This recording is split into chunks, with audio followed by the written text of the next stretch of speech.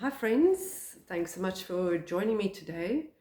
You'll see the bags under my eyes. It's not from lack of sleep. I actually participated in a gala this morning, so that was great. I'm quite tired. I'm not 20 anymore, so yeah, I can feel it right now, but very grateful that I participated. So, today we're going to be dealing with shame and how that impacts our lives on a day to day basis. So I think there's a few ways that we can get affected by shame, and primarily it's from the past. Often we cling on to things that we've done and that we're still holding on to. And maybe you're a Christian and you've come to a place of confession in Christ, but yet you hold on to these things. And maybe you've confessed them long ago, but yet you keep bringing them up again, keep holding on to them as though you're defined by them. So let's have a brief look at that, the stuff of the past. Now, if you've done wrong or you've committed crimes, etc., yes, you need to try and make amends. You need to confess these things. You need to go to the people that you've hurt and confess and apologize and make amends as much as you can. A criminal matter is something different, but there's a penalty to be paid, and there are consequences for our actions. And the fact that you apologize or admit to something doesn't necessarily entitle you to forgiveness from a human party. So you need to do it, you need to confess, you need to apologize, but don't expect forgiveness. Maybe it'll come much later. Maybe you'll never get that forgiveness from that person. And then you need to confess before the living God. And the amazing thing about God is He does forgive you. He says that you are forgiven in Christ. There's no partiality with God. We're all treated equally. And He says that everybody who calls on the name of the Lord will be saved. So it doesn't matter how bad you think you are, the evil things that you've done, you are forgiven in Christ if you confess those things beforehand.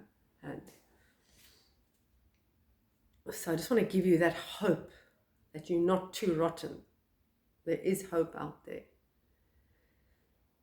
And when it comes to forgiving others, that is entirely their business, or your business if you've been hurt. But I encourage you to forgive where possible for your own healing process. But that is between you and God and your particular circumstances.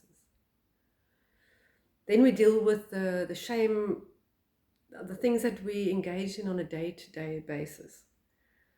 So I think we all have areas of weakness. Maybe it's sexual weakness. Maybe it's to do with anger. Maybe it's to do with greed, etc.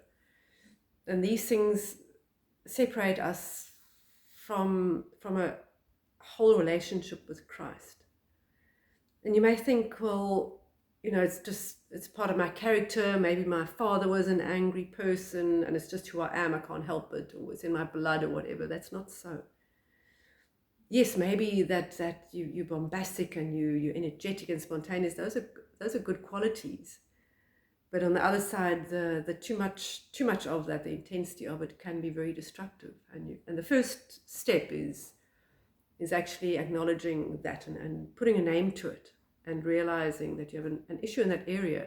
Let's say, or sexual deviation or whatever it is. So what those things are.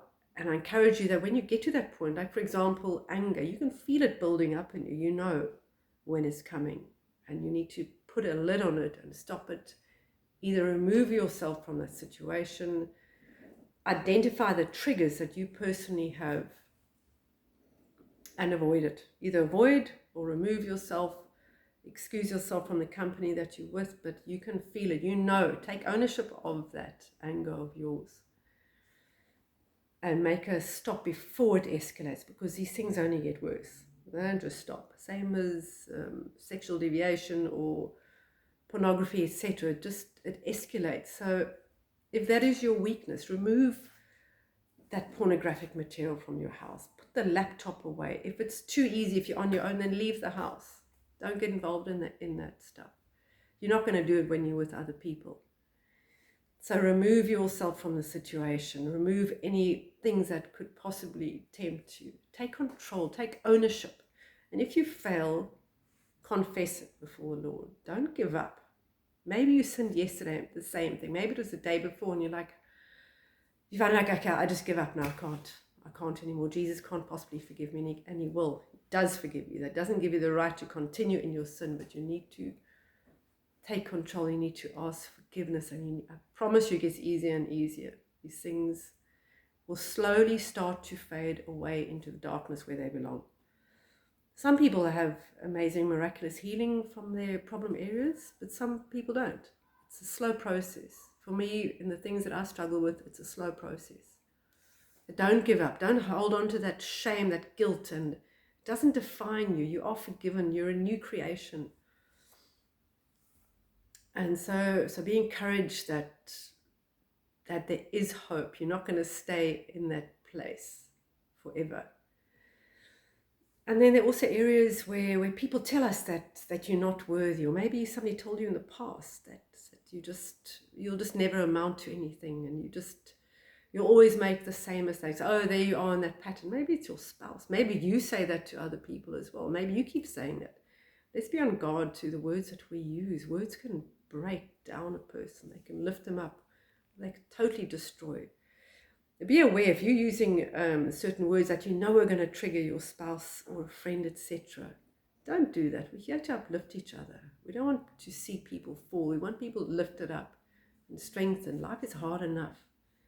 So don't use words that are going to upset or anger your spouse. And also be aware if people use certain words against you. Don't accept that.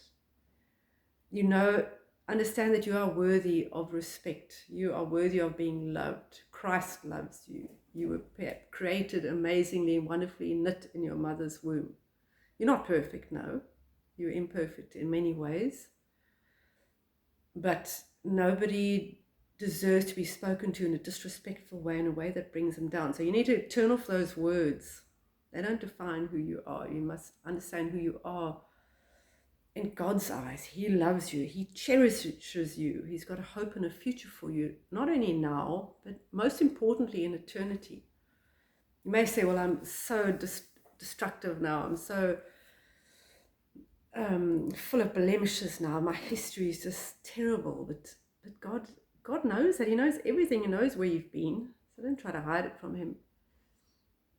Most importantly, he knows where you're going, and he wants you to walk the right path. So trust in him. And give yourself a pat on the back. There are little victories all the time. So recognize that when I've actually gone a few days now without this and that. See it, take a look and say, wow, you've done it. Maybe it's a few hours, maybe it's 1 or 2 days or a week. Say, yes, I did it. And friends, if it's too much on your own, remember we discussed this before. Call that friend who's in on your struggle areas and share that and say, please pray for me. I'm not coping today. I fell again in this area, and let that person pray for you. We're here for each other. So you need to see who you are in God's eyes. If the people around you are making you feel unworthy, you've got to just try and see yourself through other people's eyes. There are others that will see the best in you. Maybe you need to remove yourself from that friendship circle or that work environment, or sometimes family members can be so hurtful as well. But know that you are loved and you are worthy and cherished. And I wanted to say that I believe that shame is only from the past and the present and not the future, but I don't believe that. I think that shame is closely tied in with fear and of the future. Those two sort of go hand in hand as well. And sometimes it holds us back. We're scared of failing. That shame of failure. We don't want to start things because we're scared. But let's deal with that next time when we're actually going to talk about pain next time. And then fear comes after that. I get muddled up like I did last time. But just sending you all lots of love and encouragement. I know I used that word probably 30 times in the last talk. But there is hope. You are forgiven. and you are loved. So push that shame aside and make amends where you can now if you're involved in shameful activities. Forgive others and ask for forgiveness where necessary. Richest blessings for you today. Amen.